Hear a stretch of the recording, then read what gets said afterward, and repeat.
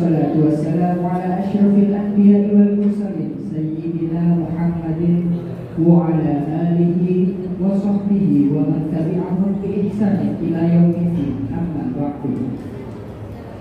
Yang terhormat Kiai Haji Muhammad Idris Ramli, yang terhormat Al-Ustaz Romli. Selanjutnya yaitu pembacaan ayat suci Al-Quran yang akan dilantunkan oleh Akhina Kiram Al-Ustaz Imam Bukhari.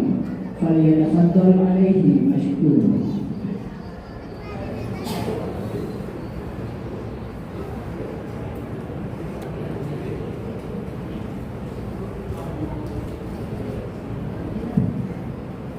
Assalamualaikum warahmatullahi wabarakatuh.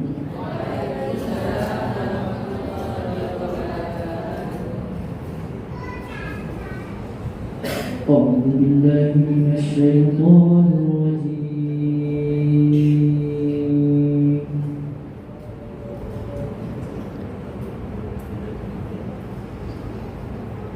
بسم الله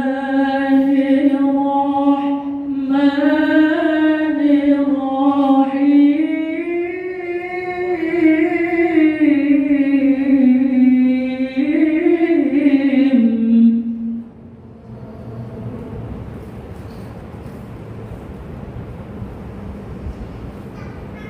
إن هذا القرآن يهدي للتي هي أقوم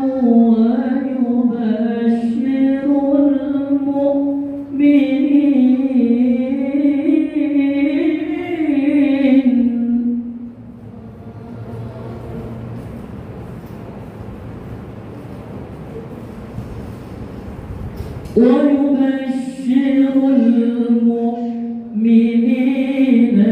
الذين يعملون الصالحات أن لهم أجرا كبيرا.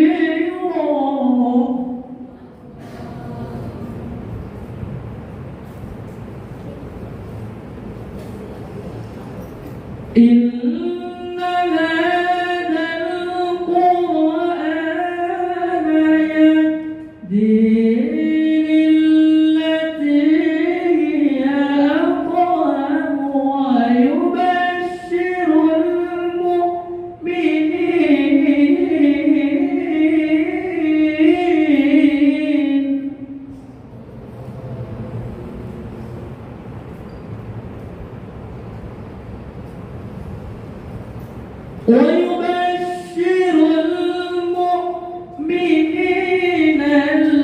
الذين يعملون الصالحات أن لهم أجرا كبيرا.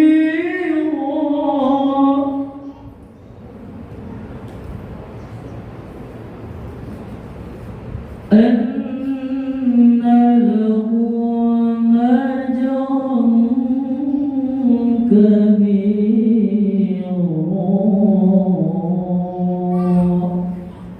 صدق الله العلي العظيم. Assalamualaikum warahmatullahi wabarakatuh. Bismillahirrahmanirrahim. Assalamualaikum warahmatullahi wabarakatuh. Alhamdulillah, alhamdulillahilladzi arsala rasulahu bil huda wa dinil haqq liyudhhirahu 'ala dini kullihi wa kafa billahi shahida. Asyhadu an la ilaha illallah wa asyhadu anna Muhammadan abduhu wa rasuluhu la nabiyya ba'da. Yang kami hormati Al-Mukarram Kiai Haji Ustaz Idris Ramli, alhamdulillah sudah hadir di tengah kita, dan alhamdulillah juga kita anggap sebagai keluarga kita semua, karena sudah acara hari ini juga tidak lepas dari support dari Yayasan Darul Ulum juga dengan warga Jember yang ada di Kota Batam. Kemudian yang kami hormati juga Ketua Yayasan Ustadz Romli, para sesepuh Jember, ada Pak Mif, ada Pak Haji Malik, serta seluruh pengurus Jember dan warga Jember yang ada di Bismillahirrahmanirrahim. Assalamualaikum warahmatullahi wabarakatuh. Alhamdulillah, alhamdulillahirabbil alamin wa bihi nasta'in ala umuri ddin wassalatu wassalamu ala asyrafil anbiya'i wal mursalin sayyidina Muhammad wa ala alihi wa sahbihi ajma'in, amma ba'd. Alhamdulillah, pertama-tama marilah kita panjatkan puja dan puji syukur kita kehadirat Allah karena berkah rahmat, nikmat, taufik serta hidayahnya kita semua masih diberi kesehatan, terutama kita diberikan iman dan Islam, dan juga salawat serta salam tak lupa kita haturkan kepada junjungan alam Nabi besar Muhammad dengan ucapan Allahumma sholli ala sayyidina Muhammad wa ala alihi wasallam. Allahumma sholli wa sallim wa barik alaihi wa ala alihi wa sahbihi فابتدى شراره واستبشاره وازداد الكرسي وهيبته ووقاره وامتلأت السماوات أنوارا وضجت الملائكة تهليلا وتمجيدا واستغفارا سبحان الله والحمد لله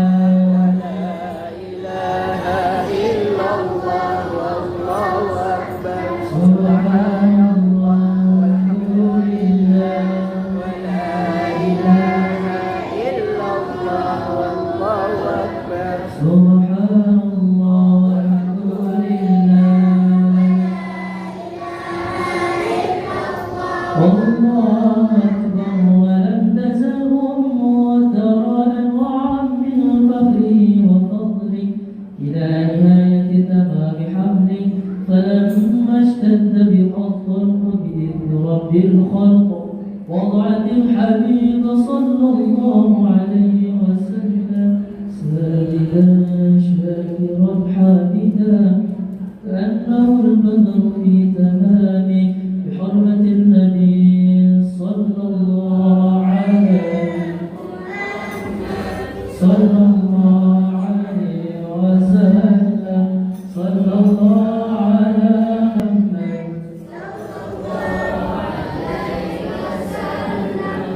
يا نبي سلام عليك يا رسول سلام عليك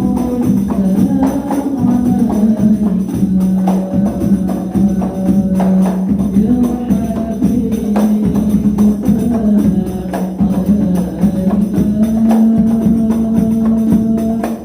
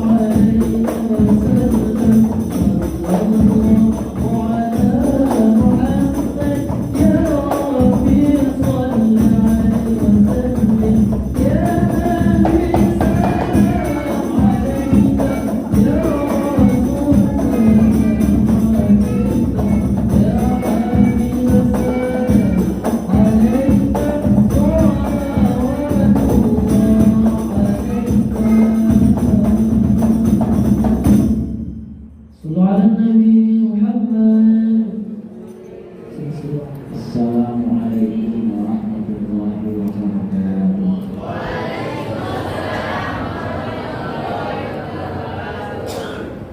Bismillahirrahmanirrahim.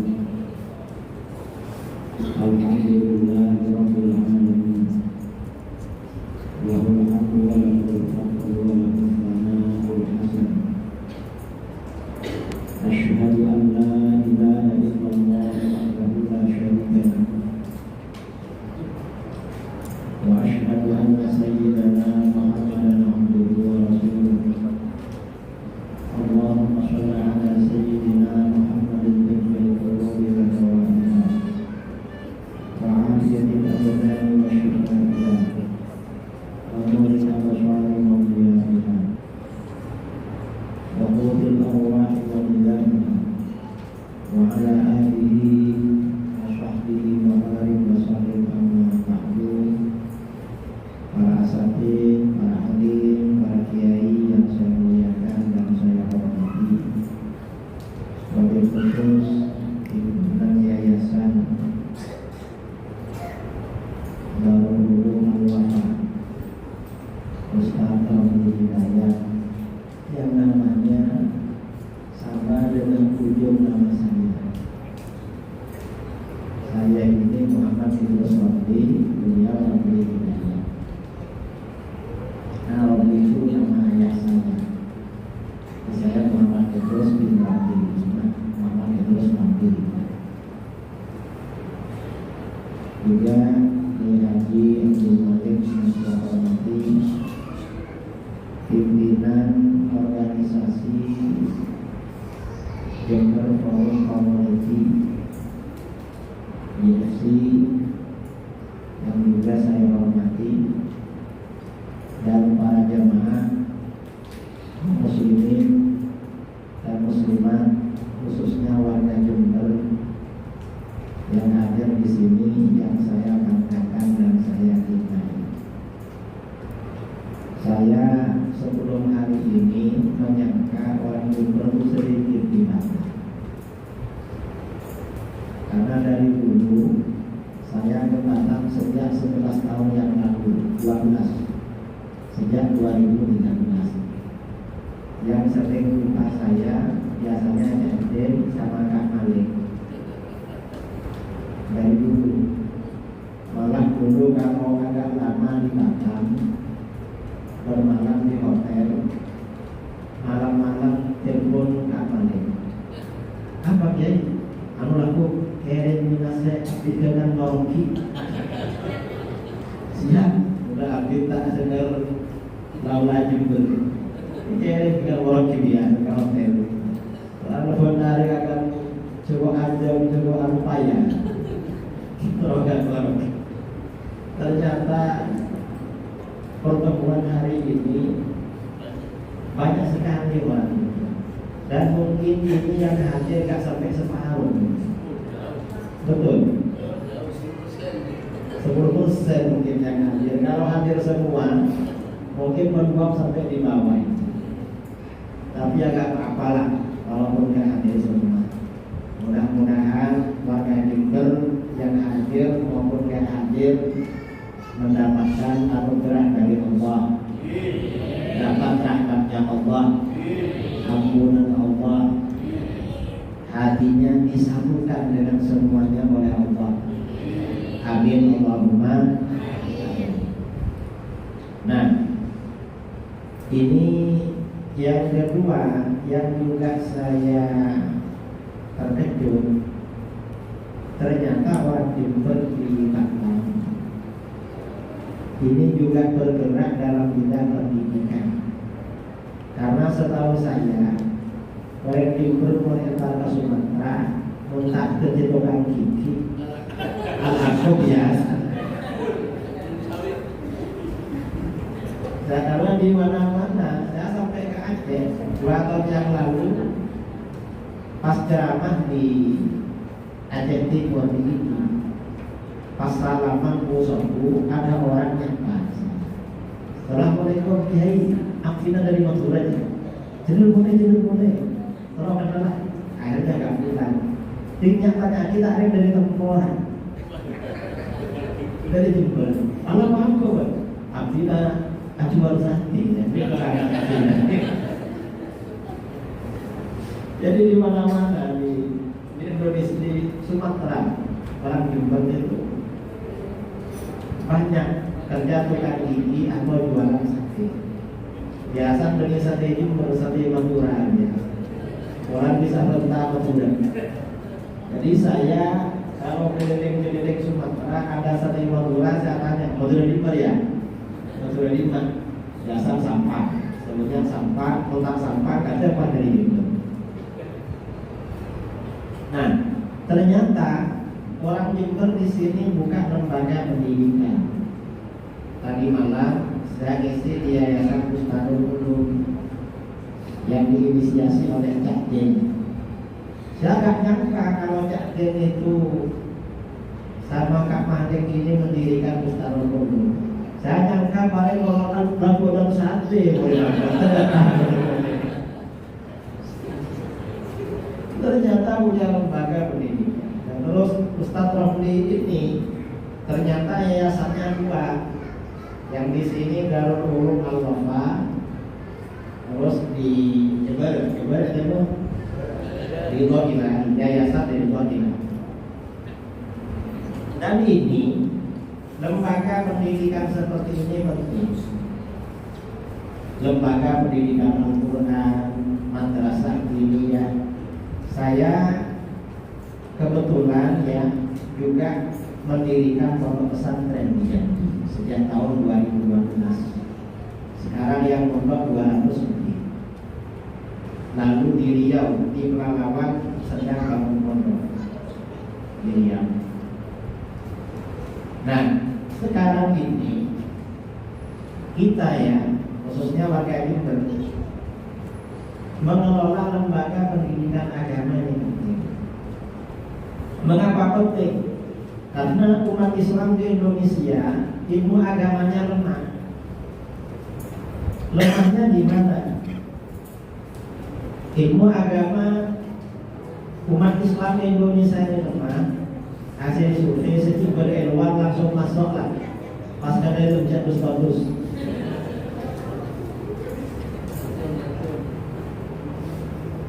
Langsung kada itu sejumlah ilmuwan.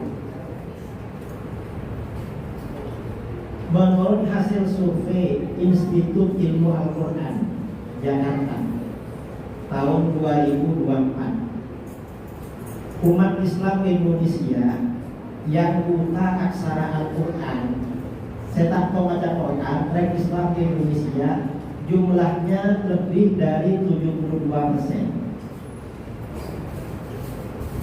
Jadi yang bisa baca Quran ini sekitar 40%.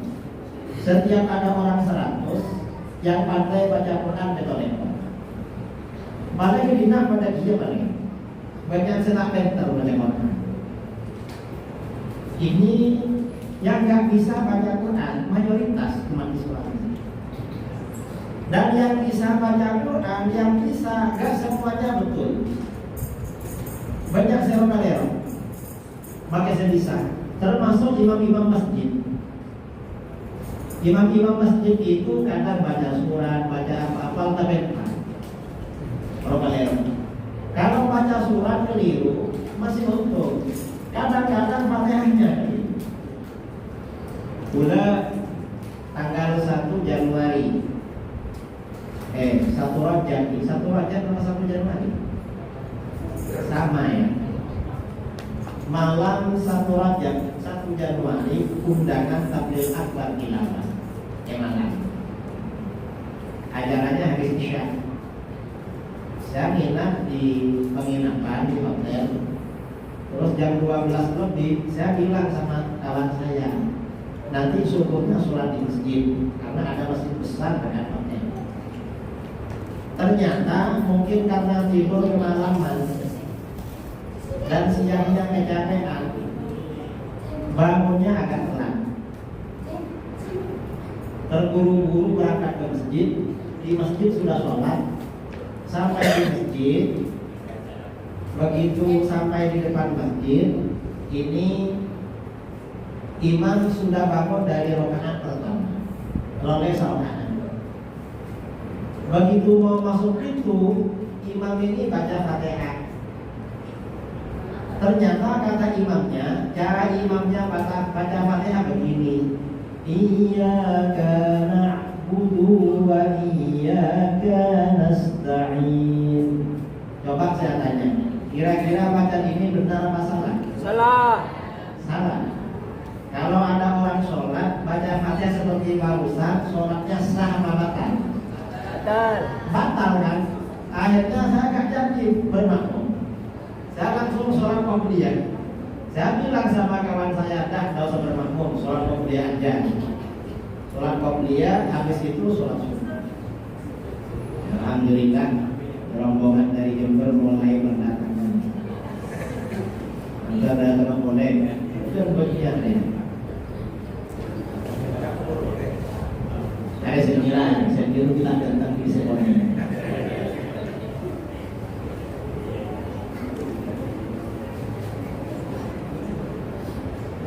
Artinya apa? Saudara-saudara kita yang bisa baca Quran, yang baca Qurannya betul itu gak semuanya. Dan orang itu kalau baca Fatihahnya salah-salah, menjadi imam gak sah. Kecuali kalau makmumnya sama-sama salah bacaannya. Jadi orang bermakmum pada imam, kalau imamnya bacaan Fatihahnya salah, gak sah jadi makmum. Kecuali kalau makmumnya pada keliru macam, pada tak tahu, imamnya keliru, makmumnya keliru itu gak apa-apa. Salah pada sambut lah.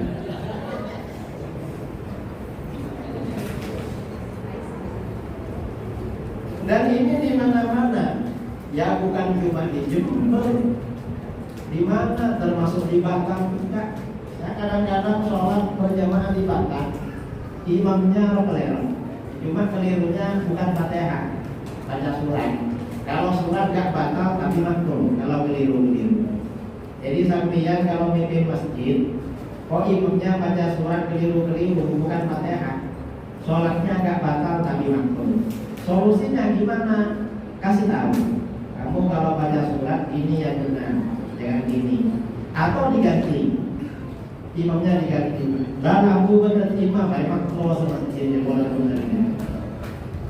Saya pas tak nemu imam, masih tetap nemu imam, orang selain pada tak bisa memang. Nah, makanya kita ini ya warga Jember itu perlu mengelola lembaga pendidikan. Dan ini harapan saya di yayasan ini, Darul Ulum Al-Wafa, Yayasan Ridwan Ilahi, terus Yayasan Mustamul Ulum, saya harap agar bacaan Qurannya benar-benar fasih. Kalau perlu nanti bisa menjadi imam semua. Yang ada di situ semuanya pantas menjadi imam. Mengapa pantas menjadi imam? Karena fasih. Kalau fasih berarti pantas. Menurut kalian tak pantas jadi imam. Karena gak sah. Sholatnya sendiri gak sah. Makanya gak bisa menjadi imamnya orang yang bacaannya betul. Kecuali kalau makmumnya menurut-menurutnya. Gak apa-apa. Nah, ini baru Al-Quran. Jadi umat Islam di Indonesia yang gak bisa baca Quran 72% lebih. Lalu yang sholat, hasil survei pemerintah tahun 2024, umat Islam di Indonesia yang sholat ini baru 38% lebih. Jadi yang 61% kita sholat. Tapi Indonesia ini mungkin saya tak datang. Tapi saya berdasar pasal, masa datang ke pengajian, kapan lepas kita ambil dia. Ini gak sholat, ya gak sholat. Yang gak sholat itu mayoritas negeri kita. Ya kalau yang pakai kerudung, apalagi kalau ada kawinan tetangga, ada apa, rata-rata pakai kerudung. Coba kadang tak apa jam bagi orang. Ini saudara kita. Karenanya pendidikan agama masih dini dari tingkat anak-anak, seperti 3 yayasan milik orang Jember, Darul Ulum Al-Wafa, Ridwanillahi, dan Mustamul Ulum. Ini tempat pelatihan untuk menjadi orang soleh. Dan ini penting, lagi sekarang ini kan momennya peringatan Isra Mi'raj. Isra Mi'raj itu sebenarnya apa? Isra Mi'raj itu kalau berkaitan dengan agama termasuk yang paling pokok, yaitu turunnya perintah ibadah sholat 5 waktu. Ibadah sholat 5 waktu. Dan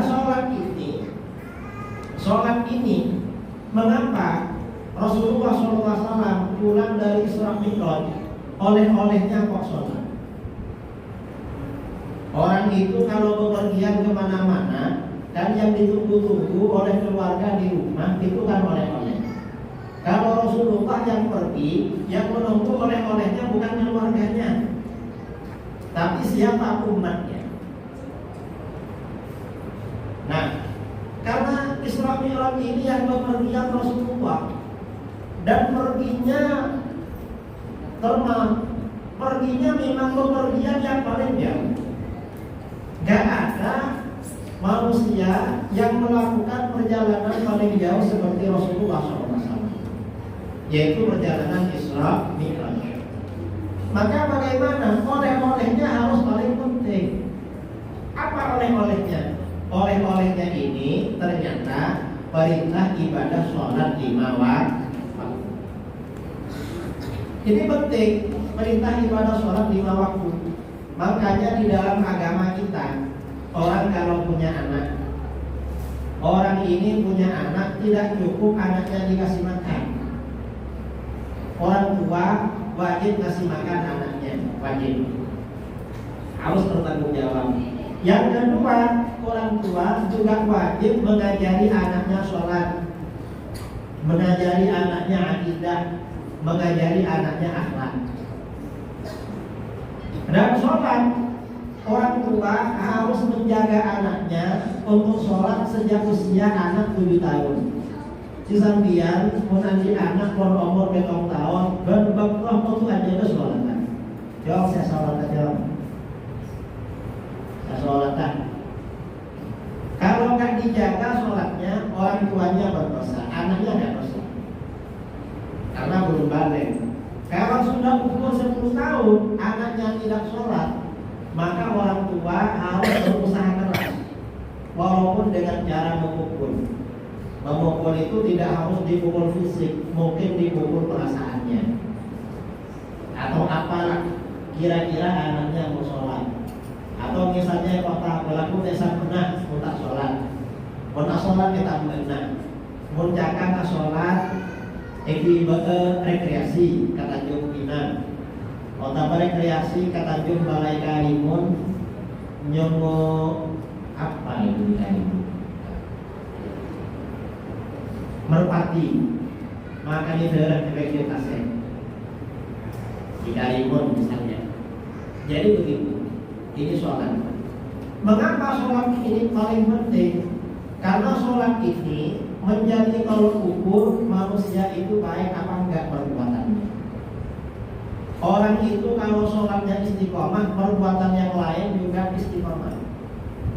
Tapi kalau orang ini nakal, perbuatan yang lain pasti nakal. Sholat itu tolok ukur. Karenanya kalau kita punya saudara nakal, ingin diajak agar tidak nakal, pertama rayu-rayu untuk sholat. Ajak sholat, ajak ikut pengajian IFC, ajak kajian di masjid-masjid atau di mana, nanti biar sholat. Mengapa? Nanti kalau orang ini sholatnya kalau sudah rutin, sudah istiqomah, perbuatan yang nakal-nakal itu akan berhenti sendiri, karena barokahnya sholat. Dulu pada masa ulama salaf, Diriwayatkan oleh Imam Sya'rani dalam kitab Al-Bahrul Mawrud. Dulu ada orang rajin sholat, istiqomah sholat berjamaah di masjid. Tapi orang ini profesinya istiqomah mencuri, ngincokan. Tapi rajin ke masjid, rajin sholat berjamaah, rajin sholat waqtiyah, rajin sholat ba'diyah. Tapi kalau jam 12 malam bangun mencuri. Karena rajin sholat, sebelum berangkat mencuri masih sholat tahajud dan istikharah, sholat hajat. Lama-lama di kabinet tetangga-tetangga itu lupa, penasaran mengapa ya biasanya sebiasa kamalingan aja tak buang aja demah normal mak tekori aja juga jadi biasa membuat raja ekori yang biasanya kehilangan kambing tak kamalingan poni, yang biasanya kamalingan gedeng tak luang berdemah rumah jadi biasa ekori. Nah orang itu kalau biasanya kecurian, nggak kecurian, penasaran juga lama-lama. Mati setelah enak dia biasanya enak. Karena penasaran. Nah orang ini sebelum menghilang sama tetangga-tetangganya diomongi, sampian ini ya apa? Dan kenapa? Sampian ini kan rajin sholat. Sampian rajin sholat. Apa gunanya sholat? Kalau sampian mencuri, kan gak ada gunanya. Apa kata pencuri ini? Saya ini maling, pencuri, penjahat. Kalau saya gak rajin sholat, tambah gimana nasib saya? Sudah pencuri gak sholat, biarlah. Walaupun saya pencuri, tapi rajin sholat. Kan pencuri yang soleh namanya.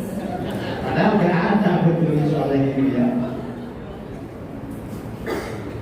Yang penting rajin sholat. Lama-lama masyarakat situ gak kehilangan. Dan ketika orang-orang ke masjid gak jumpa dengan tetangga yang biasa mencuri. Dia demam hormat takdir. Demam. Orang ini pakai korek, orang pakai mati korek. Lama-lama penduduk daerah itu pergi umroh. Dan di Mesir pergi umroh bareng-bareng ke Mekah. Sampai di Mekah, ternyata tetangganya yang mencuri itu sudah menjadi orang soleh. Kerjanya bawa sholat, baca Quran, nangis. Kalau dulu ketika masih di kampung, kerjanya mencuri. Karena mencuri itu kerjanya malam, siangnya belum melolong, ketilempong. Nah, sekarang ini sudah kurus, sudah jadi orang soleh. Ditanya sama tetangganya, balik, sampean mau sampean. Mau pada rumah, sampean kamu kan mana? Ngidam anak kau, mak bisa jadi orang soleh makan. Papasnya pada melolong. Akhirnya apa? Kata maling itu, baca orang muda makin ngidam anak anak bagian. Akhirnya habis beres. Pas ambu ngidam pas atau berkapus dan Allah. Bangkana sampian mun andi anak, kota bandi laki, taban di bini bang nakal, keje aja. Sholat tidak dijaga. Karena sampian punya suami, asalkan sholatnya istiqomah, walaupun jarang pulang, insya Allah gak akan jadi yang haram. Paling mulai jarang boleh, adik sehalan yang orang.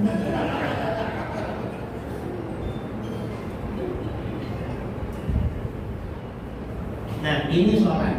Kemudian sholat ini ya, sholat ini juga sampian ini kan dari ke Batam. Orang Jember pindah ke Batam ini, orang mana-mana merantau. Itu kebanyakan kan karena persoalan ekonomi, betul. Dan itu memang sunnatullah. Perintah di Kanjeng Nabi. Gusti Kanjeng Nabi SAW ada hajiru awladakum turithu awladakum majidan. Tinggalkan kampung halaman kamu, maka kamu akan mewariskan kemuliaan pada anak cucu. Sampai kata di Jumber ala kocek yang pernah Cing atani Sabo iyo koroyo satretan atau ke toko iman diman gak kena akhir buru kabata tinggal dari kabata tak ada pas adimu bin pasnya. Ini namanya mewariskan kemuliaan. Lebih ke kehidupan sebagai Islam. Kadang-kadang di Jember walaupun sudah lama mondok biasa-biasa, setelah pindah ke Batam seperti Kak Malik jadi kiai. Kak Malik ini masih saudara dengan saya, rumahnya dekat. Kalau di Jember gak jadi karena kalah saing dengan mereka. Karena ke sini pasti kiai. Lain kan. Jadi orang itu kalau merantau memang mewariskan kemuliaan. Udah memuncak Kak Malik di kajak dia tidak ada mulai nak, kok pun nak dari bersih tanah dan saya. Tak sama lagi. Nah, artinya apa? Kita merantau ini ya kebanyakan karena faktor ekonomi. Ternyata apa? Ibadah kepada Allah, sholat ini ibadah ini juga punya peranan penting dalam pengembangan ekonomi. Jika sholat, saya mau cerita bulan Ramadan yang lalu, bulan puasa yang kemarin, saya ini undangan safari dakwah ceramah di Amerika Serikat dan Kanada. 3 minggu di Amerika, 1 minggu di Kanada. Cuma yang tahun kemarin di 6 negara bagian, 6 provinsi. Di Kanada 2 negara bagian. Sisanya, yang 6 negara sisanya ini Ramadan yang akan datang sama Kanada. Nah, yang ingin saya ceritakan bahwa ibadah dan amal soleh itu sangat berpengaruh terhadap pengembangan ekonomi. Dan ini memang sesuai dengan sabda Rasulullah SAW. Gusti Kanjeng Nabi adaku maka natil akhiratu hammahu ja'alallahu ghinahu fi qalbi. Siapa yang menjadikan akhirat sebagai pikirannya, orang ini selalu mikirin akhirat. Artinya orang selalu kepikiran dengan ibadahnya. Montai bunga kira mikir, ya Allah, manter deki bisa nangi malam. Bisa aku jam malam, kepikiran. Setelah bangun jam 3 sholat tahajud. Karena di kantong tidur boleh, tak kenapa tidur boleh. Karena kantong tidur, kira-kira terus teh, bisa aku jam 9. Terus aku aja kepada jemaah. Nah orang itu kalau kepikiran biasanya apa? Bukan kepikiran. Sambian misal lagi, mari isyak tulis itu. Karena kepikiran dia terunah atau yang malam menyebut jaga biasa. Kayak pun sampai keluar, bingung Allah aja kita aku rendah, jaga yang mereka ini kan. Mereka mau terus ya, ternyata lah jago. Nanti setelah sholat subuh berjamaah kepikiran oleh Duh, hari antara subuh antara subuh dengan zuhur ini panjang, mau disingkat baru sholat duha. Jadi sebelum berangkat kerja sholat subuh dulu lah, akhirnya sholat duha. Selesai sholat duha berangkat kerja. Ketika berangkat kepikiran, nanti kira-kira sholat zuhur di mana ini? Kira-kira berjamaah. Dia kerjanya jualan keliling, entah jualan pentol atau apa. Pikir, nanti jualan di sana dekat masjid. Enak, zuhur sholat berjamaah di masjid. Habis sholat zuhur, pikir boleh. Ada kiasa di berjamaah. Artinya orang itu pikirannya memang akhirat terus, pikirannya ibadah terus. Orang itu kalau pikirannya selalu akhirat, selalu ibadah, oleh Allah diberikan 3 anugerah. Apa saja? Yang pertama, ja'alallahu ghinahu fi qalbi. Allah menjadikan rasa kaya di hatinya. Di Gusti Allah dimasuki hati. Apa maksudnya kaya hati? Kaya hati itu maksudnya orangnya tidak galau, tidak risau, tidak cemas, tidak gelisah, tidak susah karena memiliki rezeki yang akan datang. Pikirannya tenang. Dan kebanyakan orang itu sakit karena pikiran. Makanya orang itu jangan banyak pikiran. Nah, orang ini kalau pikirannya akhirat terus, biasanya urusan dunia gak jadi pikiran. Karena oleh Allah hatinya dibuat kaya. Tak kebetulan. Karena hatinya yang kaya. Ini anugerah yang pertama. Anugerah yang kedua, wajah ma'alahu syamlahu. Allah himpun dia dengan orang-orangnya. Artinya apa? Orang ini mudah rukun, mudah baik dengan orang. Orang gak iri, gak dengki, orang suka sama dia. Mengapa? Orangnya gak punya ambisi urusan dunia. Yang ada di pikirannya cuma urusan akhirat. Ini nomor 2. Lalu anugerah yang ketiga, wa atathu dunya wa hiya radimatun. Dunia datang kepadanya dalam keadaan hina. Apa maksudnya dunia dalam keadaan hina? Pertama, rizkinya datang dari jalan yang tak disangka-sangka.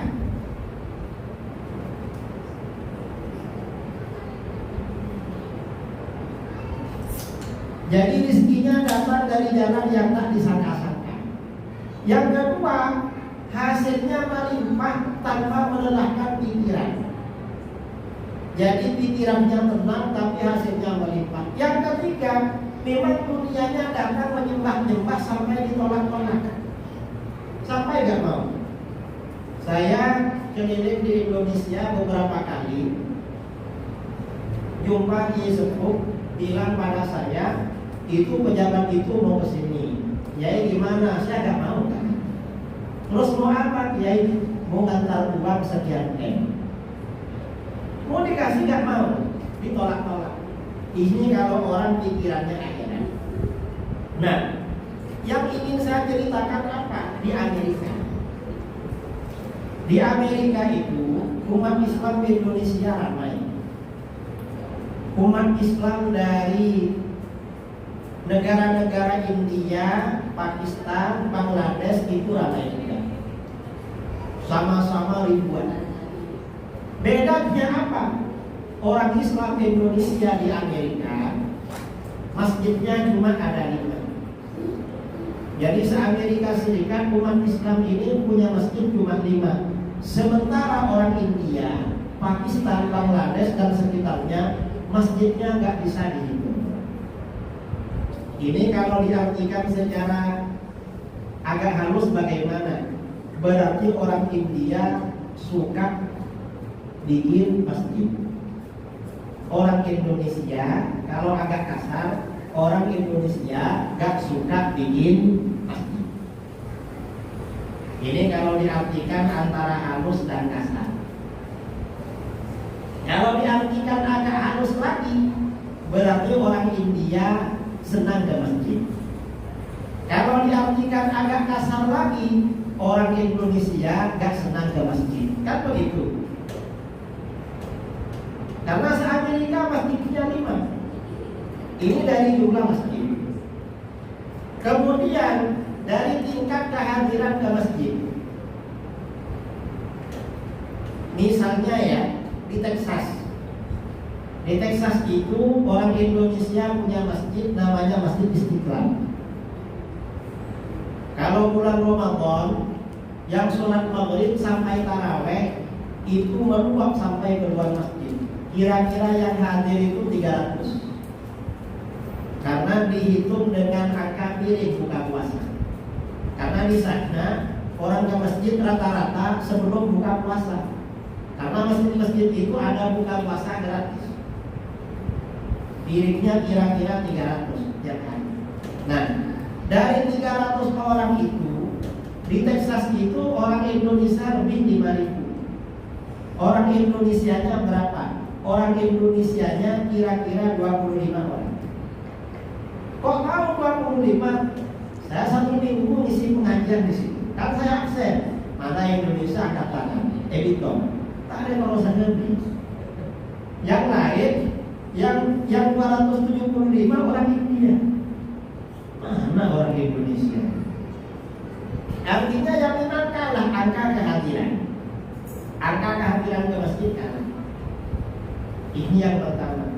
Yang kedua lagi ya, kualitas ibadah. Kalau masjidnya orang India, sholat tarawihnya itu 23 rakaat sama witir. Adapun masjidnya Indonesia, masjid di Texas, di Atlanta, di Chicago ya, kemudian di Boston, di Washington DC, di New York, itu 11 rakaat. Masjidnya Indonesia. Saya pernah waktu jadi imam di Texas, kebetulan yang jadi konsulat jenderal itu orang Medan. Pak Kiai, gimana kalau Pak Kiai jadi imam? Siap. Pak Kiai, kita rindu suasana di kampung tarawih. Gimana Pak Konjen? Di kampung dulu kalau tarawih kan ada al-khalifatul awwal, al-badru nabiyyukum, kan begitu. Akhirnya saya baca itu. Begitu sampai khalifah pertama, kalau al-khalifatul awwal itu biasanya salam keberapa? Kan salam keempat kan, baru dapat 8. Begitu sampai al-khalifatul awwal, saya boleh Pak Konjen, ini sudah khalifah pertama. Khalifah itu ada 4 sampai Sayyidina Ali. Kalau sampai Sayyidina Ali itu 20. Terus apa kata jamaah? Sudah Pak Kiai, cukup khalifah pertama. Gak apa-apa walaupun gak lengkap sampai 4. Tak itu, gak mau sampai dibodohi. Ini memang ibadah ya, ibadahnya tuh jauh. Kemudian juga ya, jumlah kehadiran di masjid. Apa? Jumlah perkalian tarawih. Kalau masjidnya orang India, satu malam tarawih itu 3 kloter. Kloter pertama jam 9 sampai setengah 11, 23 rakaat. Itu full. Setelah jamaah ini pulang, ganti jamaah berikutnya. Jam 11 sampai setengah 10. Full lah. Ini pulang, ganti kloter ketiga. Jam 1 sampai setengah 3 full. Kalau masjidnya orang Indonesia cukup 1 kloter, tak usah nyampe. Karena gak datang lagi. Padahal kalau hari raya, masjidnya Indonesia sholat idnya bisa 6 kali sehari. 6 kali sholat hari rayanya dari pagi. Karena memang orang Indonesia ini yang sholat itu kan 38%. Kemudian angka sholat Indonesia bisa mencapai 90%, itu setahun 2 kali. Jadi setahun 2 kali orang Indonesia yang sholat bisa 90%. Sholat apa ini? Sholat hari raya. Sama di mana-mana. Nah, ini sholat ya, ibadah badaniyah, ibadah secara fisik. Kemudian ibadah sosial. Ibadah sosial itu kalau ada sumbangan. Orang India itu masjidnya banyak. Dan di Amerika dan Kanada, masjid itu juga di Eropa. Masjid itu rata-rata tidak bangun. Tapi dari mana? Membeli gereja. Karena sejak 35 tahun yang lalu, gereja itu ditinggalkan sama orang Kristen. Orang Kristen kebanyakan nggak mau ke gereja.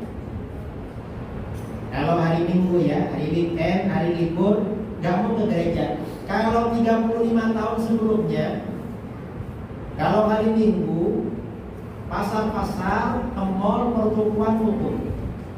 Karena orang ke gereja semua. Sejak 35 tahun lalu, ini mall, pasar-pasar, pertokoan buka. Karena orang nggak mau ke gereja. Karena gereja nggak ada jemaahnya, akhirnya apa? Pendetanya pensiun. Karena nggak punya jamaah. Karena pendetanya pensiun, di sana bangunan lama nggak boleh dibongkar, maka bangunan itu dijual. Begitu ditawarkan dijual, dibeli oleh umat Islam, dijadikan masjid. Cuma simbol-simbol Kristennya dibuang, diganti dengan lafaz-lafaz yang mulia, dengan lafaz-lafaz suci, simbol Islam. Nah, orang India itu kalau mau beli gereja itu gampang dapat uang. Mengapa gampang? Ustadznya ceramah di masjidnya. Saudara-saudara, ini saudara kita yang ada di daerah Sabda, misalnya di Sukajadi, ini umat Islam ramai. Kalau pergi ke masjid sini jauh, dan kalau punya masjid mereka sudah cukup. Dan kalau mereka punya masjid sudah ada ustadz yang mau mengurus, mau megang. Nah, di sana ada gereja mau dijual, harganya sekian. Ayo kita sumbangan bareng-bareng biar gereja cepat terbeli. Akhirnya kota amal berjalan, saudara.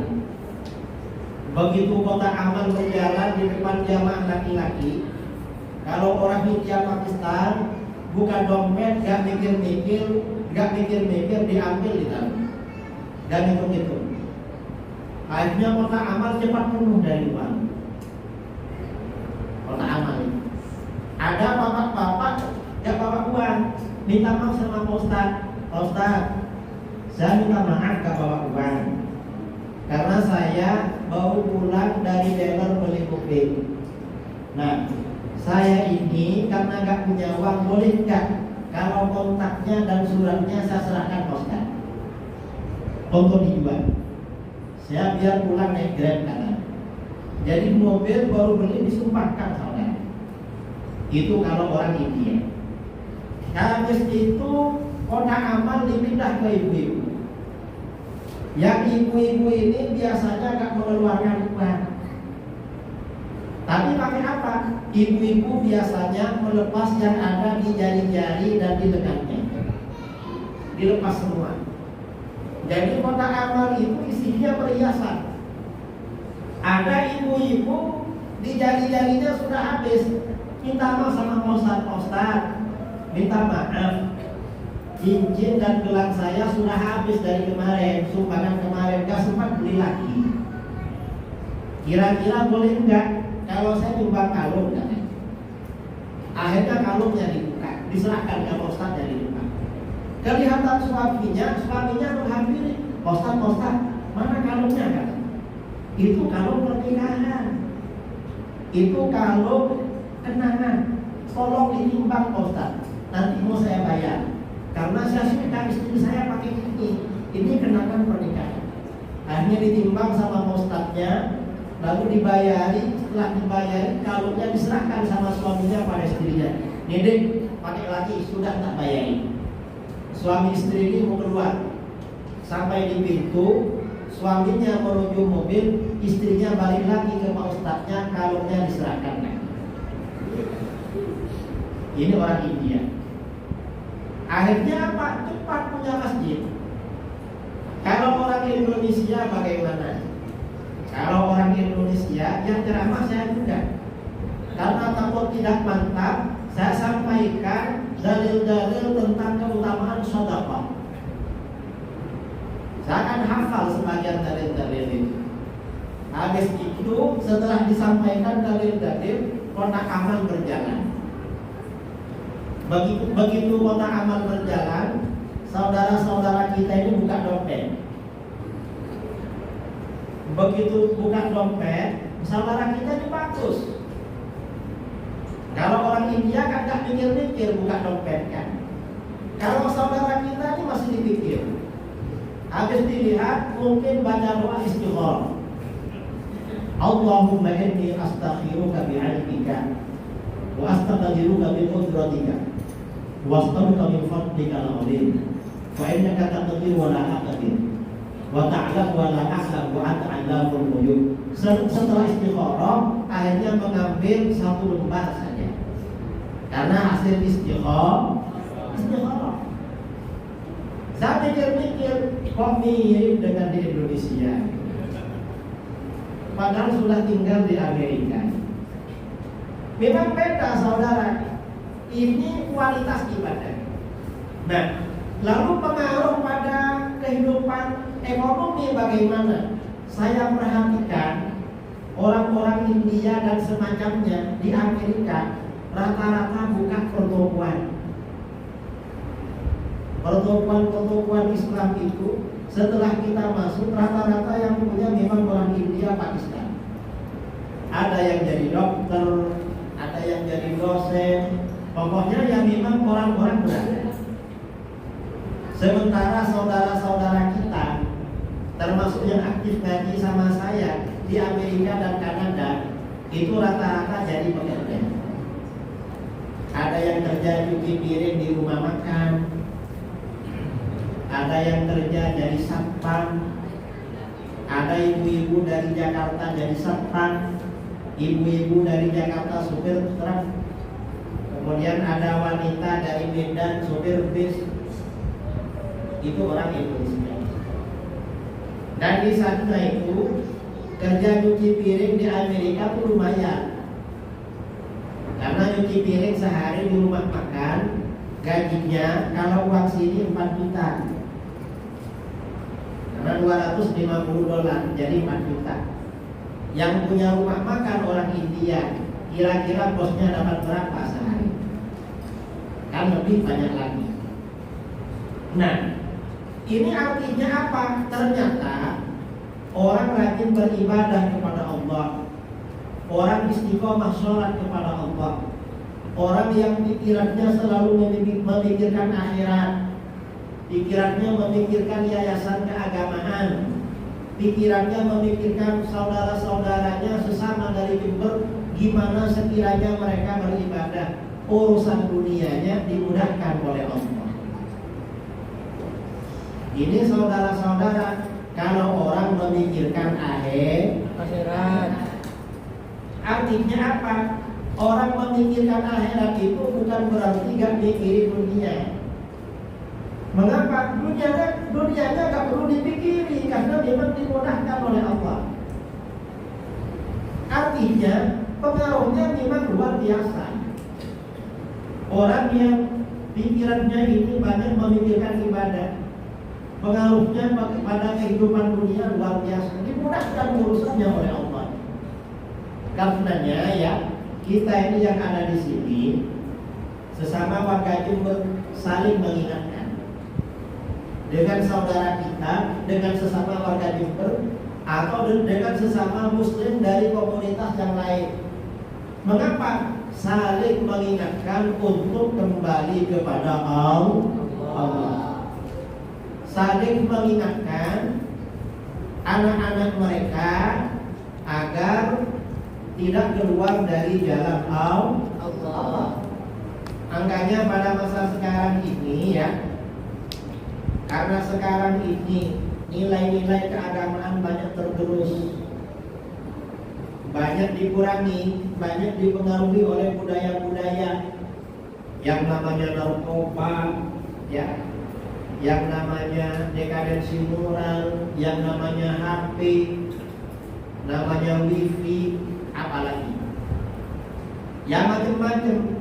Kita ini kalau punya anak memang jangan jauh-jauh dari pendidikan agama. Dan bagus kalau anak kita ini masuk pondok pesantren. Mengapa? Insya Allah kalau masuk pondok pesantren nanti anak-anak menjadi anak yang soleh. Kalau anak kita itu menjadi anak yang soleh, maka insya Allah urusan dunia dimudahkan oleh Allah. Orang itu kadang-kadang gak mau anaknya masuk pondok, kadang-kadang khawatir masa depan, mengkhawatirkan masa depan. Khawatirnya apa? Khawatir nanti anaknya gak makan, khawatir nanti anaknya gak dapat kerja. Padahal gak begitu.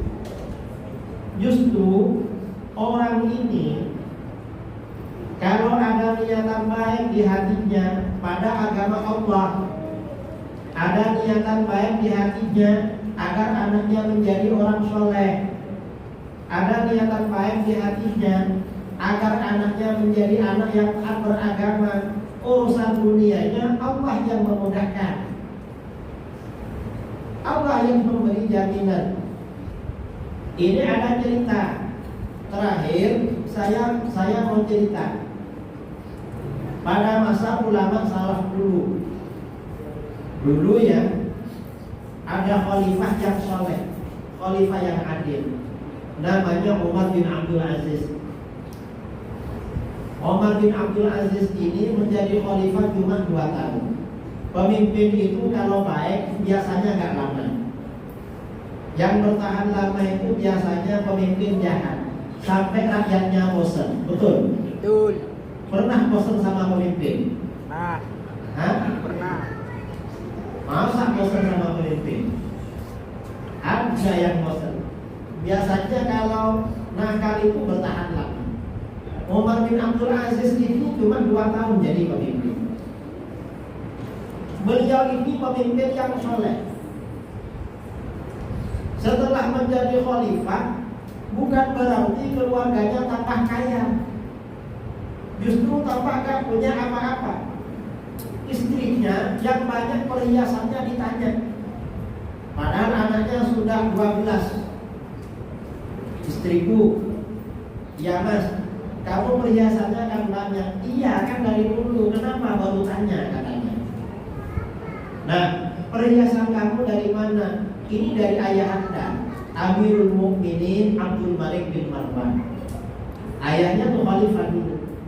Suaminya bilang, dan ayah kamu itu dulu kan jadi khalifah. Iya betul. Ngasih perhiasan sama kamu itu pasti mengambil milik rakyat. Itu pasti mengambil milik negara. Terus gimana mas? Gimana kalau itu saya minta? Mau saya serahkan kepada negara? Mumpung saya ini yang menjadi khalifah. Kata istrinya, saya keberatan mas. Ini kenang-kenangan dari almarhum ayah anda. Lalu kata suaminya, ya terserah kamu lah. Kalau kamu milih perhiasan itu, kamu gak apa-apa. Berarti kamu gak mau milih saya. Tapi kalau kamu milih saya, serahkan perhiasan itu pada saya.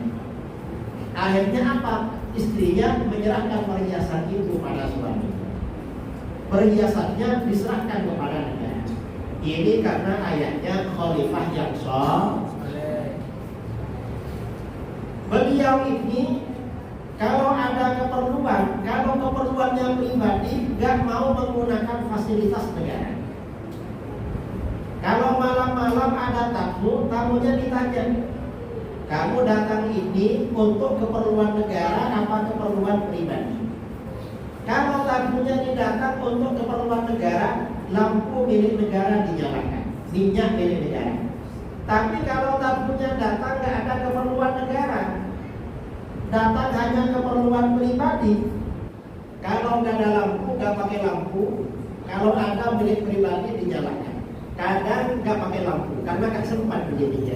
Bayangkan ada khalifah, kekuasaannya mulai dari Spanyol sampai ke India gak punya lampu. Ini kalau bukan orang soleh. Nah, lama-lama beliau sakit keras. Ketika sakit keras, anak-anaknya 10 orang semuanya laki-laki kumpul. Karena anaknya kumpul, ditanya oleh beliau, anak-anakku, kenapa kalian berkumpul? Kata mereka, kami berkumpul karena merasa prihatin. Ayah lagi masa-masa sakit kritis. Lalu kata ayahnya, ya gak apa-apa kalau begitu. Kalian berkumpul, jangan mengharap wasiat dari aku. Karena aku gak punya wasiat soal dunia buat kalian. Tapi saya gak khawatir, kata ayahnya. Kalau nanti saya meninggal, kalian menjadi orang-orang yang bertakwa. Kalian menjadi orang-orang soleh. Urusan dunia kalian pasti dimudahkan oleh. Saya gak khawatir. Tapi kalau nanti saya meninggal, kalian menjadi orang jahat, orang durhaka, tidak bertakwa kepada Allah, saya beruntung tidak mewariskan harta pada kalian. Mengapa? Karena kalau mewariskan harta, nanti harta itu kalian buat untuk melakukan kemaksiatan. Saya dapat kiriman api neraka dari kalian. Akhirnya beliau meninggal. Setelah Umar bin Abdul Aziz itu meninggal, harta peninggalannya dibagi anak-anaknya 12 orang. Ternyata masing-masing anak ini dapat harta warisan emas 3 gram. Emas itu 1 gram berapa harganya di Batam? 1 juta. 1,5 juta. Uang 1,5 juta kali 3 itu kan 4,5 juta. Kalau orang belum punya kerja, belum punya rumah, belum punya istri, cukup enggak ini? Sewa rumah, cari kerja, lamaran, cukup? Kan cukup. Tapi bagaimana? Karena ayahnya orang soleh, ayahnya berhati-hati. Ternyata anaknya setelah ayahnya meninggal menjadi orang kaya, menjadi pengusaha sukses. Dari kayanya suatu ketika negara dalam keadaan krisis mau berangkat perang, pejabat panglima tentara datang salah satu putra beliau minta sumbangan. Tuan, ini negara butuh kuda 1000 ekor untuk kendaraan perang. Negara mau beli kuda lagi gak ada uang. Kata beliau, cari kuda 1000 ekor. Nanti harganya berapa kasih tahu saya. Begitu dapat kuda 1000 ekor, harganya sekian, langsung dibayar tunai. Ini wakaf ya atas nama almarhum ayah saya. Bayangkan kalau ada orang seketika mampu beli kuda 1000 ekor, kaya apa gak kaya? Habis itu kata panglima tentara itu, Tuan, ini masih kurang lagi. Kurang apa? Biaya perang, biaya tentara selama perang. Ini biayanya gak ada. Ditanya oleh beliau, ini kira-kira perangnya berapa lama dan per hari berapa biayanya? Kasih tahu, dibayar. Ini namanya orang kaya. Setelah Umar bin Abdul Aziz ini meninggal, diganti oleh adik iparnya, Khalifah Hisham bin Abdul Malik bin Marwan. Hisham ini sebaliknya Umar. Hisham ini orangnya zalim. Artinya apa? Pemimpin zalim itu bukan cuma sekarang saudara, dari dulu selalu ada. Hisham ini juga orangnya tidak adil. Dan Hisham ini orangnya juga koruptor. Jadi pemimpin korupsi bukan cuma sekarang, dari dulu sudah ada. Enggak perlu heran. Nah, karena beliau ini koruptor, maka setelah meninggal dunia, anaknya jumlahnya 12 juga. Laki-laki semua, gak ada yang cewek. Nah, orang ini kalau punya anak perempuan kadang agak malu-malu, kadang agak cemas. Mengapa? Takut gak ada yang datang ke lapang. Kalau laki-laki kan santai, karena laki-laki ini nyari. Itu kalau laki-laki. Akhirnya apa? Karena ayahnya ini korupsi, begitu Hisham ini meninggal, harta warisan peninggalannya dibagi-bagi. Anaknya 12 orang, masing-masing anaknya dapat harta warisan emas 4 kuintal emas. Kalau emas 4 kuintal itu kayak apa besarnya kira-kira? Apa ada ibu-ibu yang emasnya 2 on? Setengah kilo ada? Nggak ada. Kalau punya emas 4 kintal berarti orang kaya. Ternyata bagaimana? Karena anaknya tidak dididik menjadi anak soleh, orang tuanya nggak berhati-hati, meninggalkan harta dari jalan yang tidak baik. Akhirnya apa? Justru anak-anaknya Hisham ini semuanya menjadi orang-orang miskin, menjadi orang-orang melarat, menjadi pekerja-pekerja kasar di pasar-pasar. Sampai-sampai umat Islam waktu itu heran. Ini kenapa ya, kata umat Islam? Anak-anaknya Khalifah Umar jadi orang sukses, jadi pengusaha, kaya-kaya, padahal warisannya cuma emas 3 gram. Sementara anaknya Tuan Khalifah Hisham warisannya emas 4 kintal, justru anak-anaknya jadi orang-orang miskin, orang-orang melarat, orang-orang susah, menjadi kuli, pekerja-pekerja kasar di pasar-pasar. Nah, ini artinya apa? Pelajaran bagi kita bahwa sebenarnya pertama, warisan yang paling baik bagi anak-anak kita dididik menjadi anak soleh. Karena kalau anak kita jadi anak soleh, urusan dunia akan dimudahkan oleh Allah. Amin Allahumma amin. Tentu anak soleh, anak yang sejak kecil memang istiqomah mengerjakan sholat 5 waktu. Betul? Siap mendidik anak-anak jadi anak soleh? Insya amin Allahumma amin.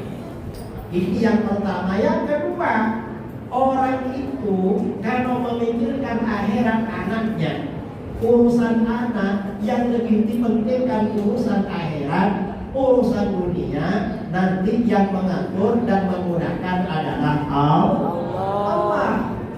Makanya anak-anak kita jangan lupa urusan akhirat didahulukan dari urusan dunia.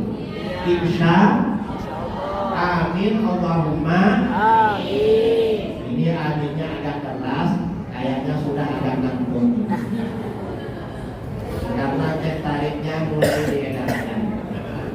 Cuma teh tarik kok dari belakang, bukan dari depan. Yang saya ada pas kalau aing pote, apalah menyain teh oke.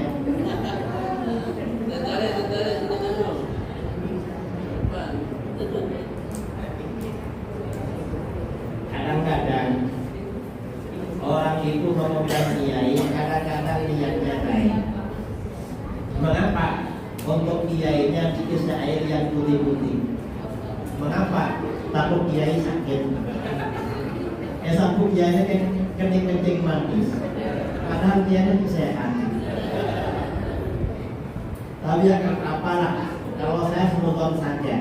Karena kadang-kadang saya undangan kemana-mana, dikasih makanan biasa-biasa. Kenapa dikasih dulu? Kiai mau tadi.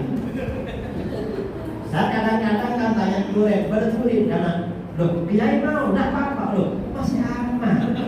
Muncul, itu tanya durian, apa keluar tapi harus begitu. Kadang-kadang, tapi kan apa, begitu kan? Dan memang ya orang Jember itu, ini cerita orang Jember. Saya ini keliling Indonesia sampai ke Papua. Di Papua itu ada perkumpulan Jember. Kebetulan di Papua ada perkumpulan Madura, ada perkumpulan Jember, ada perkumpulan Jawa Timur. Ketiga-tiganya kalau saya ke sana undang semua ya. Karena kalau ketemu orang Madura, saya mengaku keturunan Madura. Ada Madura. Nah, mengapa? Karena orang Jember kan memang rata-rata keturunan Madura. Apalagi kalau ketemu Jember, tahu memang saya dari Jember ini. Yang Jawa Timur tahu juga saya orang Jawa Timur. Alhamdulillah. Dan ini di mana-mana. Sampai kemarin waktu di Kanada, di Toronto di Kanada, ada orang Jember, suami istri. Saya tanya, sudah lama? Alhamdulillah Kiai baru 4 tahun. Kalau apa Dina? Dak Kiai jadi ibu rumah tangga. Jadi apa namanya? Kerja ART, asisten rumah tangga. Asalnya istrinya yang kerja duluan ke sana.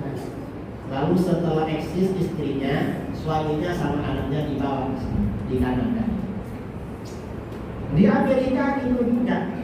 Jumpa orang Lumajang, jumpa orang Jember. Alhamdulillah orang Jember ini memang melanglang buana kemana-mana. Bagi cuma di Batam. Dan di Batam ini ya baru sekarang jumpa agak ramai. Biasanya cuma golongannya Cakdin sama Kak Malik ini yang jumpa saya. Dan alhamdulillah ada Ustaz Pomdi. Saya terkejut nama beliau itu ujung depannya mirip dengan ujung belakang nama saya. Akhirnya beliau ini mudah saya ingat karena namanya mirip dengan saya. Ya mudah-mudahan ya anak-anak kita jadi anak yang soleh dan solehah. Dimudahkan urusannya oleh Allah, dimudahkan jodohnya oleh Allah, dimudahkan rezekinya oleh Allah. Amin Allahumma. Saya kira ini yang perlu saya sampaikan. Mudah-mudahan bermanfaat ya. Mudah-mudahan orang Jember semakin sukses. Yayasan Darul Ulum Al-Wafa, Yayasan Ridho Ilahi, dan Yayasan Bustarul Ulum semoga semakin maju. Murid-muridnya jadi orang yang soleh dan solehah. Dan semoga buka yayasan lagi di tempat lain.